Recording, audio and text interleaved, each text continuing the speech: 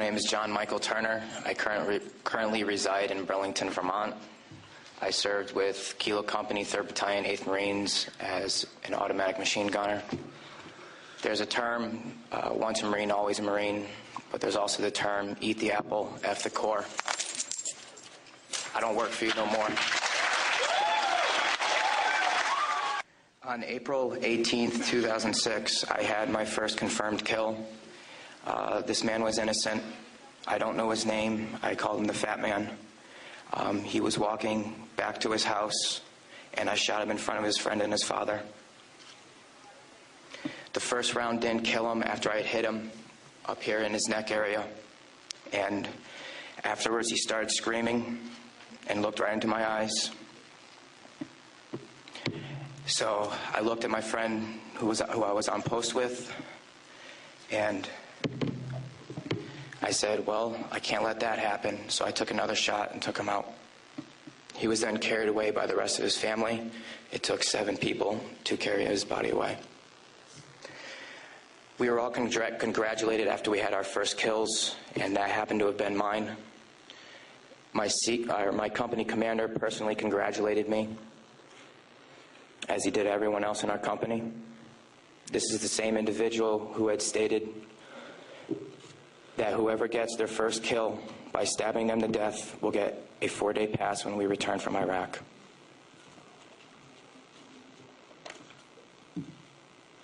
There was one incident where we got into a firefight just south of the government center, about 2,000 meters. We had no idea where the fire was coming from, and the way our rules of engagement were, pinpoint where the fire is coming from and throw a rocket at it. So with that being said, we still didn't know where the fire was coming from, and an 84 millimeter rocket was shot into a house. I do not know if there was anyone in it. We do not know if that's where the fire was coming from, but that's what was done. Please go to the next image.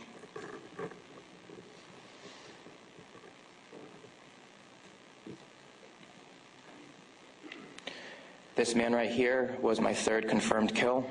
As you can see, he was riding his bicycle. Later on in the day, we went ahead and we had CBS Laura Logan with us, but she was with the other squad. And so she wasn't with us. So myself and 2 other people went ahead and took out some individuals because we were excited about the firefight we had just gotten into, and we didn't have a cameraman or woman with us. With that being said, anytime we did have embedded reporters with us, our actions would change drastically. We never acted the same. We were always on key with everything, did everything by the books. The man on the bicycle, he was left in the street for about 10 minutes until we realized that we needed to leave where we were. And his body was dragged about 10 feet to the right of him, where his body was thrown behind a rock wall, and his bicycle was thrown on top of him.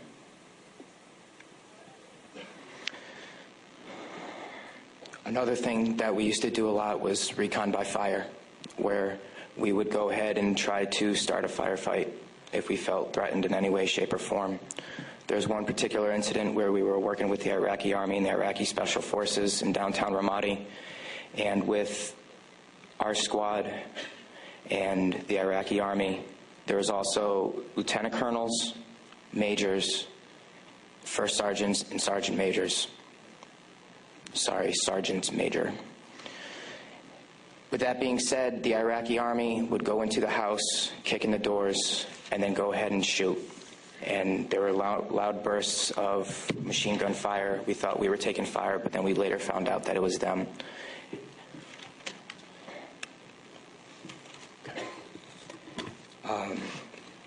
House raids. Because we were a grunt battalion, we were responsible for going on several patrols. A lot of the raids and patrols we did were at the night, around 3 o'clock in the morning, around there. And what we would do is just kick in the doors and terrorize the families. That was an image taken around 3 o'clock in the morning through night vision goggles. And that is the segregation of the women and children and the men If the men of the household were giving us problems, we'd go ahead and take care of them any way we felt necessary, whether it be choking them or slamming their head against the walls. If you go back to that one picture, that was one man that wasn't taken, that was taken care of in a very bad way. Because of all the wiring that he had, it would be considered IED making material. On my wrist, there's Arabic for FU. I got that put on my wrist just 2 weeks before we went to Iraq because that was my choking hand. And anytime I felt the need to take out aggression, I would go ahead and use it. Please go to the next picture. Next. There's an instance of detainees and how they were treated in a nice manner. Next. That is the Fatimat Mosque minaret. As you can see, it is written with bullet holes and holes in the top of it. Those were from mortars. And the next video that I'm going to show you is a tank round that went into that minaret, where we weren't sure if we were taking fire or not.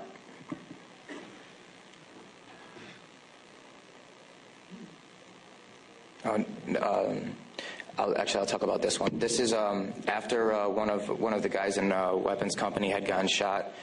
This is a way that we would take out our aggression. For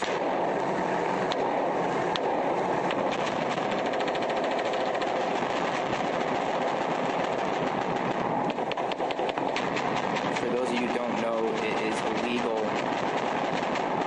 to shoot into a mosque unless you were taking fire from it. There was no fire that was taken from that mosque. It was shot into because we were angry. Can you please play the next video?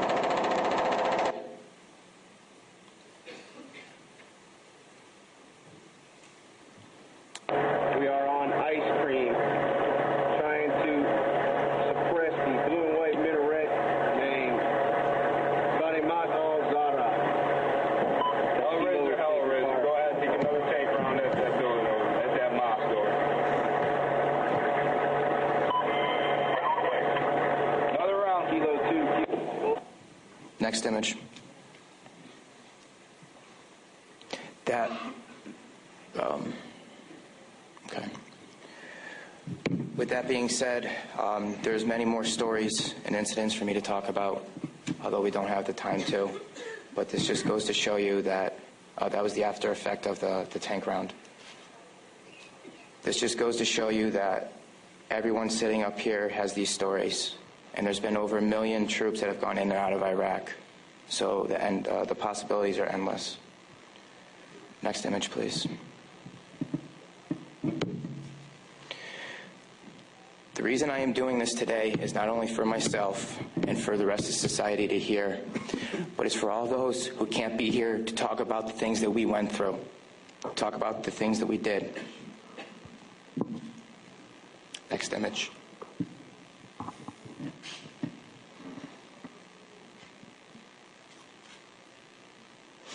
Those 4 crosses and this memorial service were for the 5 guys in Kilo Company, 3rd Battalion, 8th Marines that we lost. Throughout our unit, we had 18 that got killed.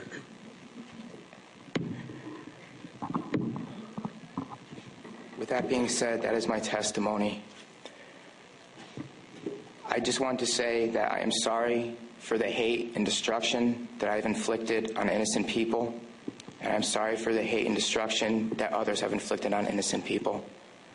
At one point, it was okay, but reality has shown that is not, and that this is happening, and that until people hear about what is going on with this war, it will continue to happen and people will continue to die.